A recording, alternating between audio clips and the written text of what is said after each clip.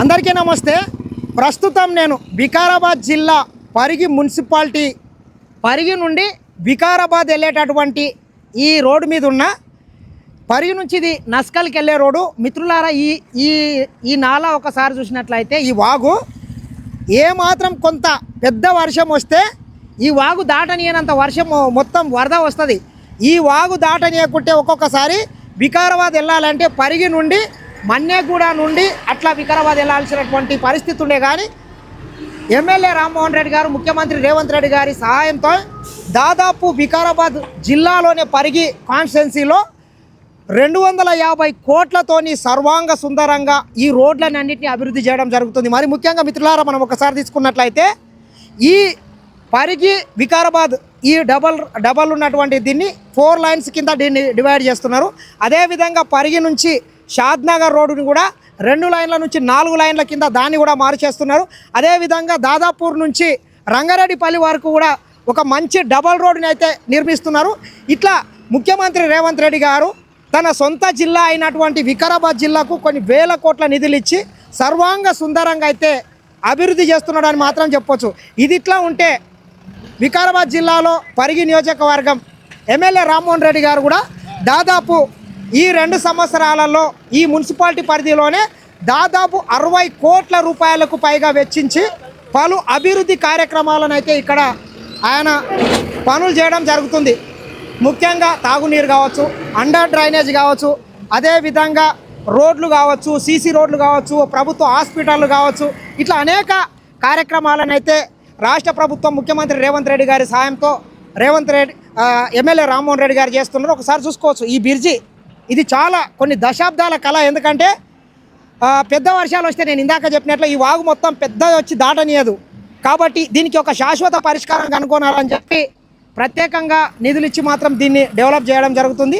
ఏది ఏమైనా త్వరలో జరగబోయేటటువంటి మున్సిపల్ ఎన్నికల్లో కూడా పెద్ద ఎత్తున కాంగ్రెస్ పార్టీ అభ్యర్థుల్ని గెలిపించండి. ఎందుకంటే ముఖ్యమంత్రి ఉన్నాడు, రాష్ట్ర ప్రభుత్వం ఉన్నది, అదేవిధంగా స్థానిక ఎమ్మెల్యే రామ్మోహన్ రెడ్డి గారు ఉన్నారు. కాబట్టి అభివృద్ధి సంక్షేమం జోడెడ్ల కింద నడవాలంటే అధికార పార్టీకి ఓటేయండి. అధికార పార్టీకి ఓటేసినట్లయితేనే ఇక్కడ పరిగి మున్సిపాలిటీలో కాంగ్రెస్ జెండా ఎగిరితే రామ్మోహన్ రెడ్డి గారు మరికొన్ని నిధులను పెద్ద ఎత్తున ముఖ్యమంత్రి ద్వారా తీసుకొని వచ్చి ఈ ప్రాంతాన్ని సర్వాంగ సుందరంగా రాష్ట్రంలోనే ఒక ఆదర్శ నియోజకవర్గం కింద దీన్ని తీర్చిదిద్దడానికి కూడా అవకాశం ఉంటుంది. కాబట్టి పెద్ద ఎత్తున మున్సిపాలిటీలో దాదాపు 18 వార్డులు ఉన్నట్లున్నాయి. 18 వార్డులకు 18 వార్డులను కాంగ్రెస్ పార్టీ అభ్యర్థుల్ని గెలిపించి ముఖ్యమంత్రి రేవంత్ రెడ్డి గారికి గిఫ్ట్గా ఇస్తే ముఖ్యమంత్రి గారు కూడా మీరు మీ నమ్మకాన్ని వమ్ము చేయకుండా పెద్ద ఎత్తున నిధులను ఇచ్చి, ముఖ్యంగా మనం తీసుకున్నట్లయితే మిత్రులారా, రేవంత్ రెడ్డి గారు ముఖ్యమంత్రి అయిన తర్వాత ప్రతి గ్రామంలో రోడ్లతో పాటు ప్రతి పేదోనికి డబల్ ఇందిరమ్మ ఇండ్లు ఇస్తున్నాడు. అదేవిధంగా రేషన్ కార్డులు ఇచ్చిండు, సన్న బియ్యం ఇచ్చిండు, 200 యూనిట్ల ఉచిత విద్యుత్ ఇస్తున్నాడు. అదేవిధంగా మహిళలందరికీ ఫ్రీ బస్ ఇస్తున్నాడు, 2 లక్షల రూపాయల రుణమాఫీ చేసిండు. ఇట్లా పలు సంక్షేమ పథకాలతో ముఖ్యమంత్రి రేవంత్ రెడ్డి గారు పరిపాలనలో దూసుకుపోతున్నాడు. కాబట్టి మీరందరూ కూడా ఈ రోడ్లన్నీ కూడా అభివృద్ధి కావాలంటే ముఖ్యమంత్రి రేవంత్ రెడ్డి గారికి మనం కూడా గిఫ్ట్ గీయాల్సినటువంటి అవసరం అయితే ఖచ్చితంగా ఉన్నది. మిత్రులారా, గతంలో కాంగ్రెస్ పార్టీ వేసినటువంటి రోడ్లకు గత బీఆర్ఎస్ ప్రభుత్వం 10 ఏళ్ళ అధికారంలో ఉండి అక్కడక్కడ డ్యామేజ్ అయితే డాంబర్ కూడా వేసినటువంటి పరిస్థితి లేకుండే.